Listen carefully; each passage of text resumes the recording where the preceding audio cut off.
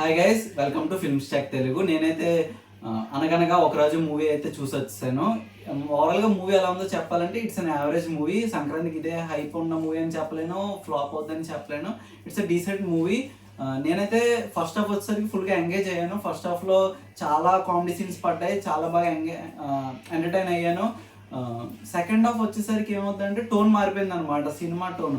First హాఫ్లో వచ్చేసరికి పెళ్ళి, ఈ రాజుగారి పెళ్ళి ఈ టోన్లో ఉంటుంది, మంచి మంచి కామెడీ సీన్లు పడ్డాయి. బట్ సెకండ్ హాఫ్ వచ్చేసరికి పొలిటికల్గా వెళ్ళిపోయింది. అక్కడ వచ్చేసరికి నేను ఎంగేజ్ అవ్వలేకపోయాను. అక్కడ కామెడీ కూడా అంతలా వర్క్ అవ్వలేదని చెప్పొచ్చు. ఓవరాల్గా ఇట్స్ డీసెంట్ మూవీ.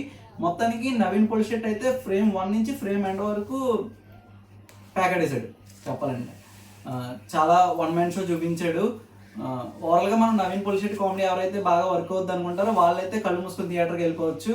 మిగతా వాళ్ళు ఓటీటీకి షిఫ్ట్ అయిపోయినమ్మా. సంక్రాంతి రిలీజ్ అయిన ప్రతి మూవీ రివ్యూ మన ఛానల్లో ఉంది, ఒకసారి చెక్ చేయండి. ఇలాంటి కంటెంట్ కోసం మన ఛానల్ సబ్స్క్రైబ్ చేసుకోండి.